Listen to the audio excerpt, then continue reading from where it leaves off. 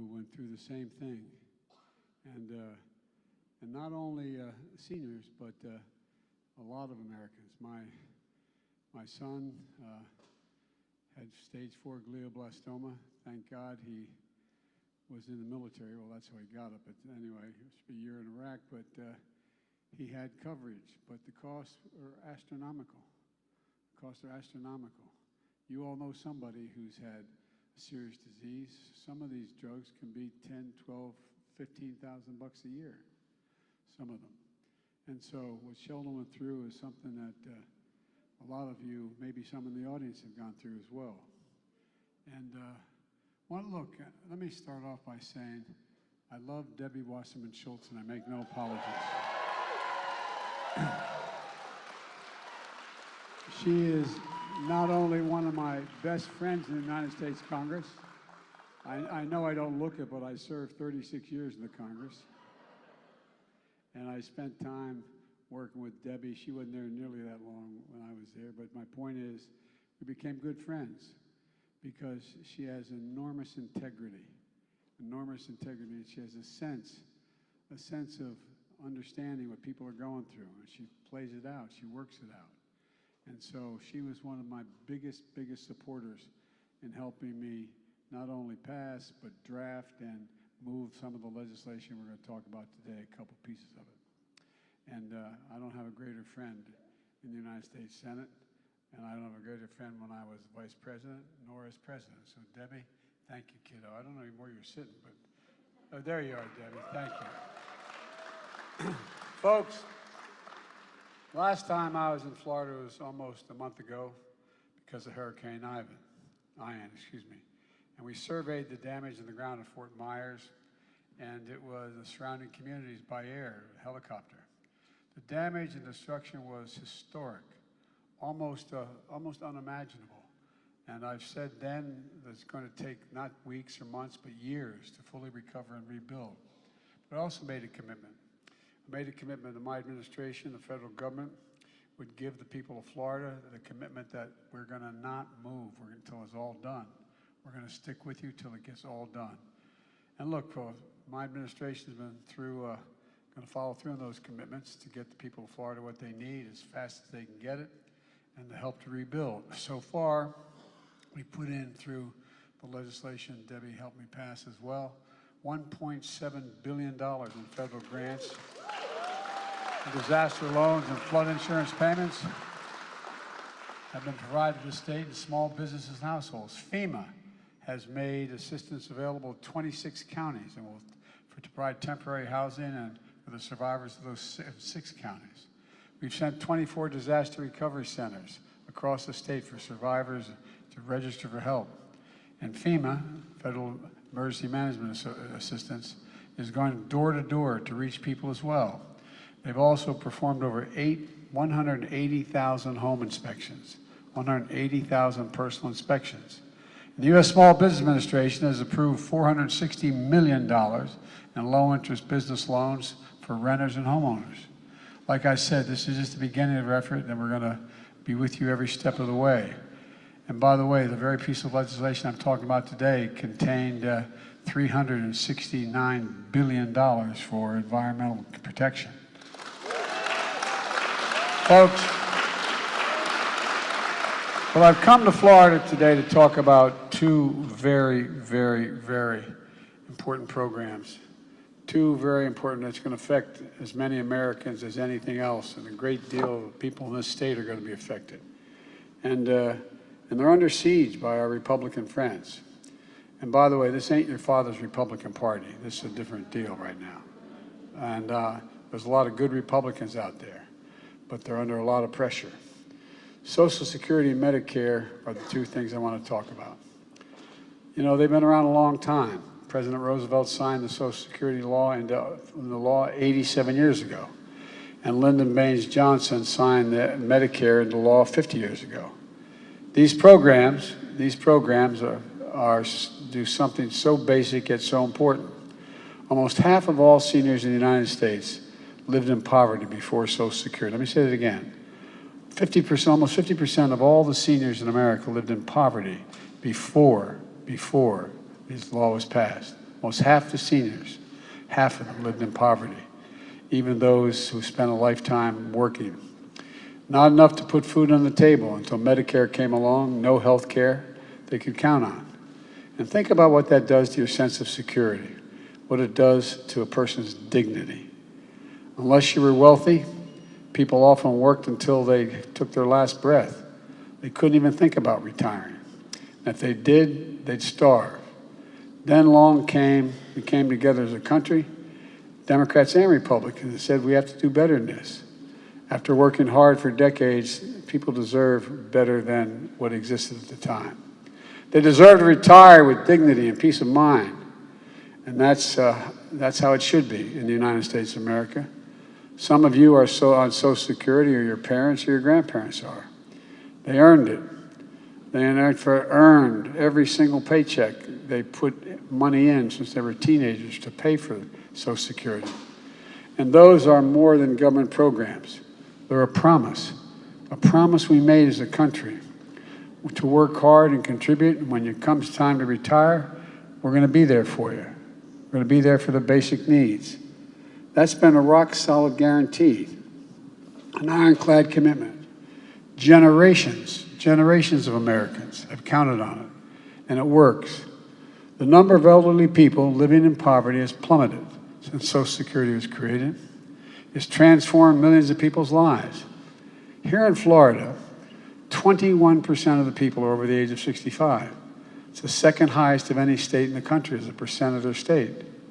Some are people of means, but the vast majority live day to day relying on Social Security and Medicare, and maybe a little help from their families.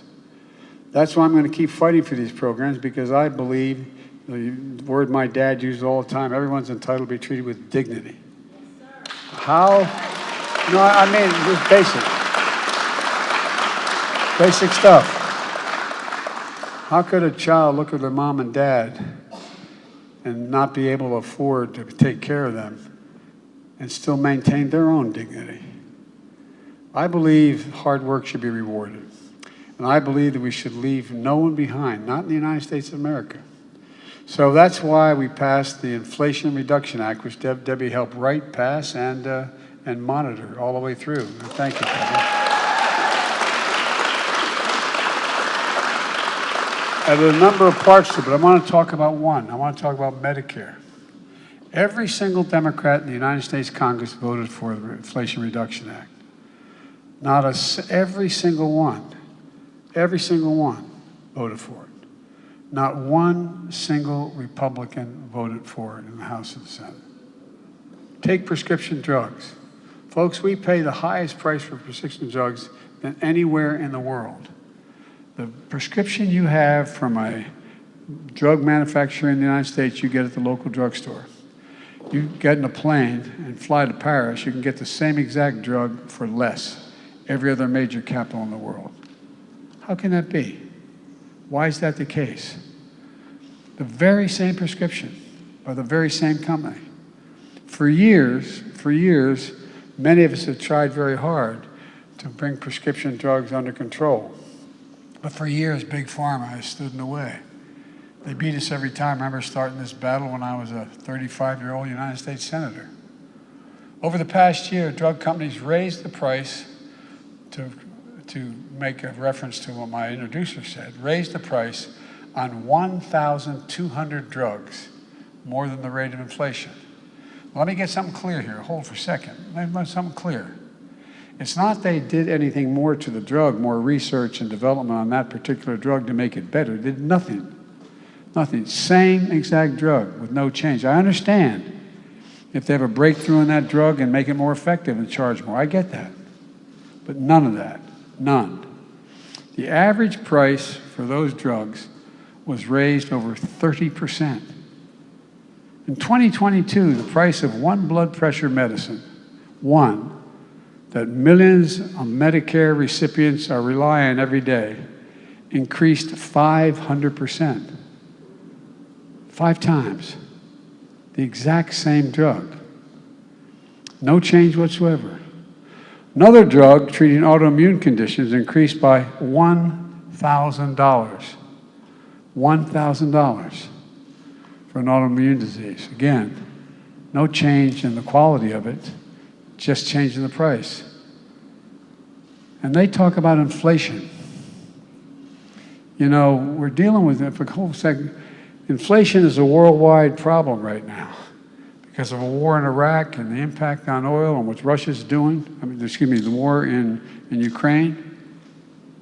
And thinking of Iraq because that's where my son died. Because he died. But the point is that you know, that's why it's up. We have the lowest inflation rate of almost any major country in the world. We've done a lot to try to take it under control. I've released millions of barrels of oil from our Strategic Petroleum Reserve, keeping the price down. It's down about $1.25 and going down. It needs to go more. But they talk about inflation all the time. What in God's name? And they ask why I call this the Inflation Reduction Act. If you have to take a prescription that costs you an arm and a leg, and I reduce that, and you don't have to pay as much, it reduces your cost of living. It reduces inflation in your paycheck. And by the way, no, I'm serious. My dad used to say everybody deserves a little bit of breathing room. Granted, when the price of a gallon of gasoline went up, we talked about it at our kitchen table. We weren't poor. We were an average middle-class family. We lived in a 3-bedroom split-level house in a development in a suburban area. We were in a situation where, you know, we had 4 kids and a grandpa living with us. And, but we weren't poor, but we didn't have any money. We didn't have anything left over. And so it was, you know, do you have anything left to have a little bit of breathing room? Look what's happening to drug prices on average Americans. It's actually outrageous. But this year, we finally beat pharma. We finally beat pharma. No, I've been trying this a long, long time, Debbie. I've been trying to do it. Finally. Big pharma lost and Americans won. Thanks again to the Democrats in the Congress. And I have the bad reputation of Biden's not partisan enough. Well, in this one, I'm partisan. Because a lot of these guys came up to me and women said, you know, basically said, not up to me, they can't come up to me in the White House as much when I see them though, saying, I know you're right, but it cost me in my election. I'd lose a primary if I supported you. Well, look, starting in January, if Big Pharma tries to raise the drug price faster than the cost of inflation, they're going to have to write a check for the difference back to Medicare to cover the difference. Lowering. Instead of the money going to the pockets of big drug companies buying back their own stock, which is the way in which, just why they keep buying their own stock back, that's how the executives get paid. 89% of their salary, I think that's the number, is paid on stock. Well, guess what? If you have 100 shares of stock and you buy back 50, the 50 left are worth more than 100 each one. Same total amount. And also, they're in fact putting them into the pockets of their shareholders. There's nothing wrong with that per se, unless there's somehow you're ripping people off to get there. It'll go into you. This time it goes into your pockets for lower drug prices. And look, the practical thing, at least in my household where I was raised, is that means you have more money for the car payments, more money for groceries, which are high because of Putin cutting off grain supplies. You have more money to put toward holiday shopping for your grandkids. It's about basic standard of living for ordinary Americans. What the drug companies are doing now is really inflating your cost of living. And we're doing something about it. We're going to give Medicare the power to negotiate lower prescription drug costs, period. We fought for years to make this happen. This year we got it done. Medicare is going to finally have the power to negotiate lower prescription drug prices like the VA can do, the Veterans Administration. They can do that now. And private insurance companies. VA can say, look, you want to sell all our veterans that particular drug? We're not going to pay that much for it.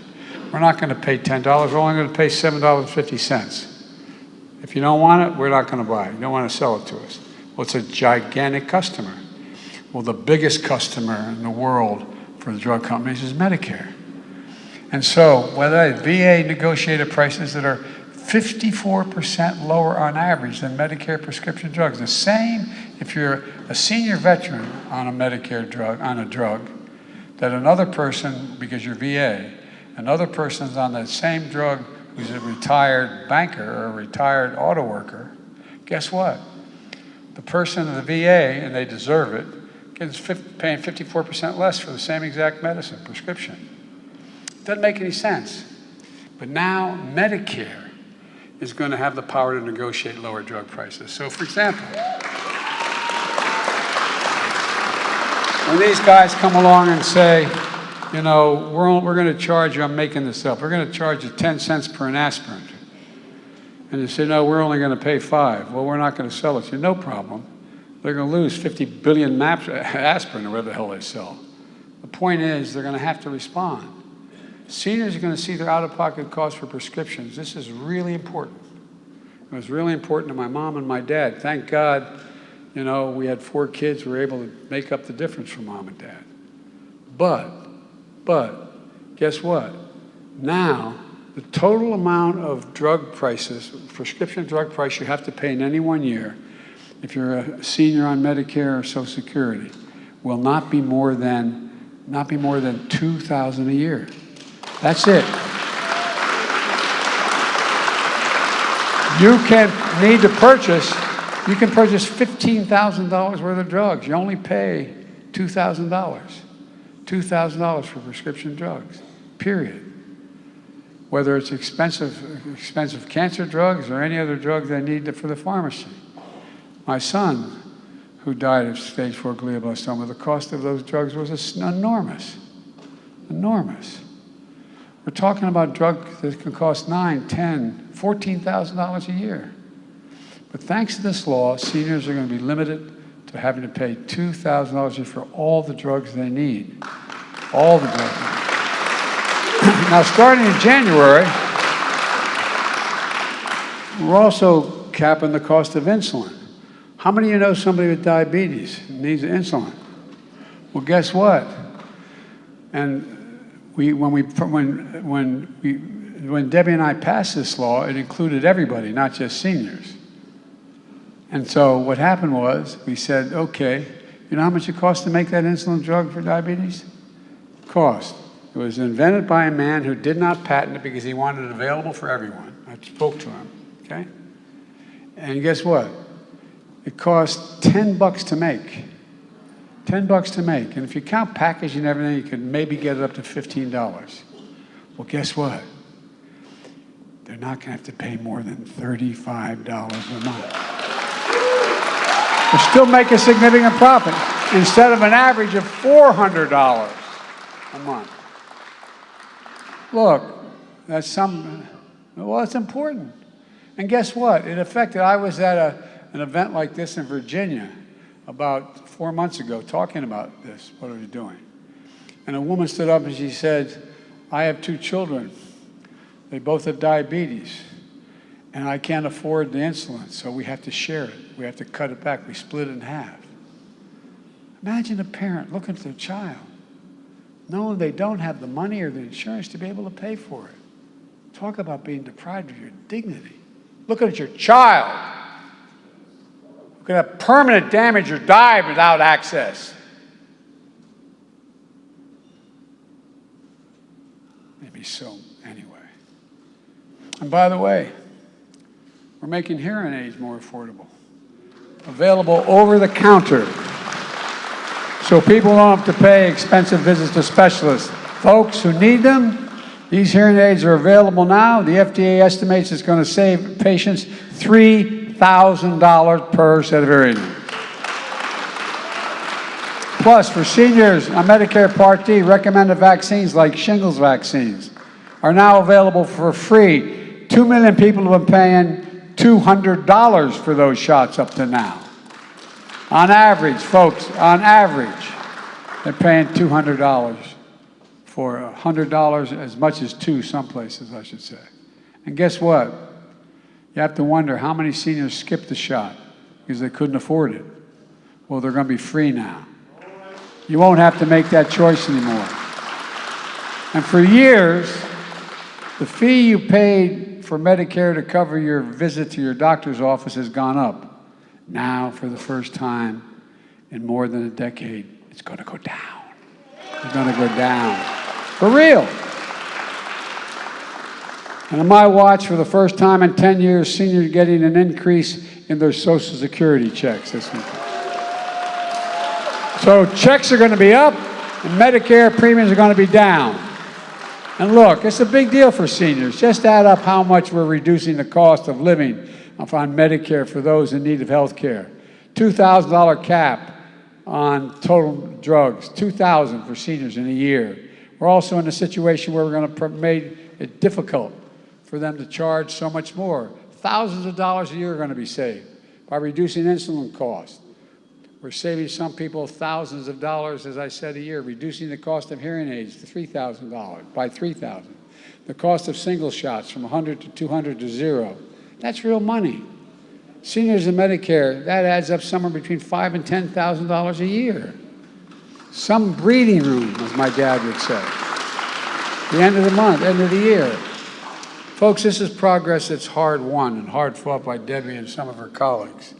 And I wish I could say our Republican friends in Congress made it happen. I truly do, by the way. I truly do, because we used to be able to do a lot of bipartisan things. But the truth is, every single Democrat in Congress voted for the Inflation Reduction Act. And every single solitary Republican in Congress voted against these savings. Every single one, including Senator Rubio, who now acts like he doesn't. No, but I was disappointed. It really disappointed me. Now listen to what they're telling us. Republicans in Congress are telling us that their number one priority, if they gain control of the Congress next Tuesday, is to repeal, number one, the Speaker said, the Republican leader said, their number one priority is to repeal the Inflation Reduction Act. That also includes all the matters going to save hundreds of thousands of dollars for people in terms of their energy bills, because they're going to do away with the whole issue with regard to weatherization. But let's be crystal clear what it means. If Republicans in the Congress have their way, the power we just gave Medicare to negotiate prescription drug prices goes away, gone. $2,000 cap on prescription drugs, gone. $35 a month cap on Medicare for insulin for Medicare, gone. Savings on health care premiums of $800 a year for millions of Americans in the Affordable Care Act, gone. And of course, they're still determined to do away with the entire Affordable Care Act. That means an end to protection for tens of millions of people who can't get insurance because they have a pre-existing condition. Only means to do that is through the Affordable Care Act. If the Republicans get their way, that's going to be gone as well. And folks, it gets even worse. They're coming after Social Security and Medicare in a big way. Folks here in Florida, you need to know this, and I mean this sincerely. You need to know this. You need to know why. Because of your own senator, Senator Rick Scott. I have the brochure here he has. He's in charge of electing Republicans to the Senate. He's the head of the campaign. And he laid out a clear plan. He said every 5 years, Social Security and Medicare would have to be reauthorized. And this is from the report. I made it larger, listed all they want to do. Quote, all federal legislation sunsets, means goes out of existence in 5 years. If the law is worth keeping, Congress will pass it again. So every 5 years, the Congress have to vote to reauthorize Social Security. Reauthorize it, or else it goes away. Would have to vote to reauthorize Medicare, reauthorize veterans' benefits. And I go down the list, but guess what? The very idea that a senator from Florida wants to cut Social Security and Medicare, and by the way, they don't have to it doesn't have to go away, they can cut it. They can change it, basically. A senator from Florida going after Medicare and Social Security? I tell you what, I don't know where, as they say in Southern, I don't know where y'all been. Hot damn, boy. I tell you, look, it's so outrageous you might not even believe it. And again, word for word, all federal legislation sunsets, means goes away in 5 years. If the law is worth keeping, Congress can pass it again. In other words, It goes out of existence if Congress doesn't vote to keep it. Isn't that wonderful? And then along came Senator Johnson from Wisconsin. He says 5 years is too long to wait. No, it's hard to believe. No, I really mean it. It's hard to believe. He says that's too long. Every year, every single year it should be on the chopping block, along with veterans benefits and everything else in the federal budget. If Congress doesn't vote affirmatively to keep it, it goes away, gone. You've been paying in Social Security your whole life. You earned it. Now these guys want to take it away. Who in the hell do they think they are? Excuse my language.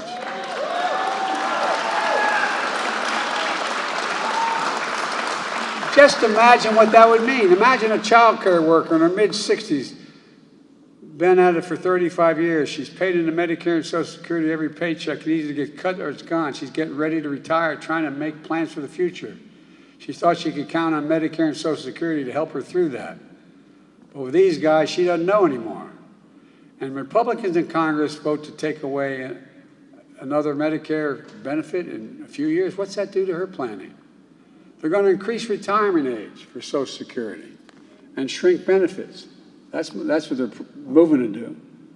Well, imagine the widow here in Florida, and all she has left is Social Security.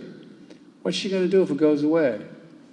If she didn't have Social Security, the poverty rate, people over 65 years of age, would be 4 times what it is now. Imagine a senior who takes a couple of expensive medications for arthritis and high blood pressure. He's one of more than 1 million people with Medicare who will have to spend more than $2,000 in the pharmacy drugs again. Look, for years he's been struggling to keep up with the cost of these prescriptions. Now, finally, there's relief for the $2,000 cap. But if Republicans have their way, instead of looking forward to having extra money in their pocket, it's not going to happen. Will this drug cost skyrocket in Congress if Republicans get rid of the cap? Well, they're going to need a hell of a lot of votes because I'll veto it. But, look, you could make changes that drive drug costs even higher. Just imagine living with that uncertainty. What do Republicans want to do with the money? Well, guess what? They talk about they want to cut taxes for the wealthy and the corporations. In 2020, 55 of the corporate 500 companies, the largest companies in the world, in the United States of America, made $40 billion, paid 0 in income tax. So I passed a law saying they got to pay a minimum of 15%. 15%, you all pay more than that.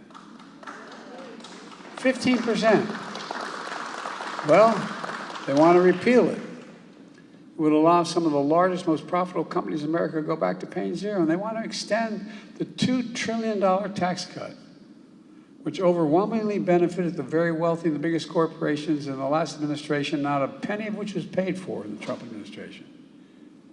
What's become of us? Folks, many of us are focused on inflation right now. But let me say something. I want to point something out. They talk about big spending Democrats. Yeah, I spend a lot of money to do these things, but guess what? I cut the deficit in half. In half, the federal deficit. This year alone, $1.4 trillion reduction, $400 billion reducing the debt. And last year, $350 billion reducing debt. Give me a break. I'm so sick and, oh, I shouldn't get going. Come on, man. I mean, it's just amazing. No, that's a fact. As my granddaughter, she used to say, Google it. You know, I'm serious. We've cut the federal deficit in half while doing all this. And we did it by just growing the economy in many ways and also making sure people began to pay their fair share. And by the way, the largest tax increase we had was for companies who were paying 0 to 15%. School teachers pay a hell of a lot more than 15%. So I don't know what the deal is here. Quickly, let's talk, and I'll end this, talk about inflation. If you want to raise the cost of living to seniors, go ahead and give free rein to drug companies.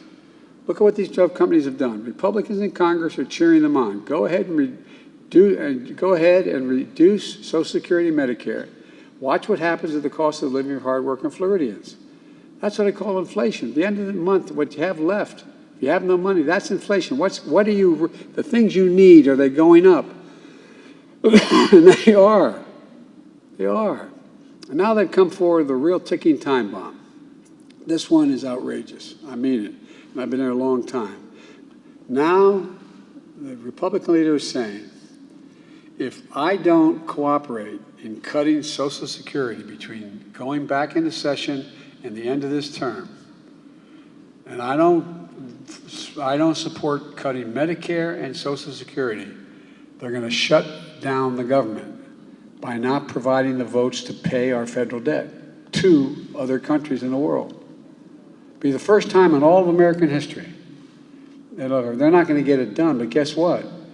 Remember last time Republicans tried this? And I was literally, as vice president, negotiating with the Republican leader until almost Christmas Eve day, New Year's Eve day, until close to midnight. We finally got it resolved because they couldn't take they weren't going to continue. They knew what would happen. But remember what happened? The entire credit of the federal government was degraded internationally because we played that game. It didn't even do it and degraded it. Look, this is irresponsible. Nothing would create more chaos and do more damage to the American economy than playing around with whether we pay our national bills. Let me close with this. Over the past few years, we've faced the most difficult challenges in our history, both at home and abroad. But we're making real progress. You just have to keep going while protecting what generations before us did and make sure we're the nation we thought we were. Look, I know we can do this. I really do. I'm confident. For everything we've been through, I've never been more optimistic about American prospects. We're better situated than any nation in the world. We really are. We have to just remember who we are. We're the United States of America. No, I'm not joking. And there's nothing beyond our capacity if we set our mind together and work together. So God bless you all. God protect our troops. And God give some of our Republican friends some enlightenment. Thank you.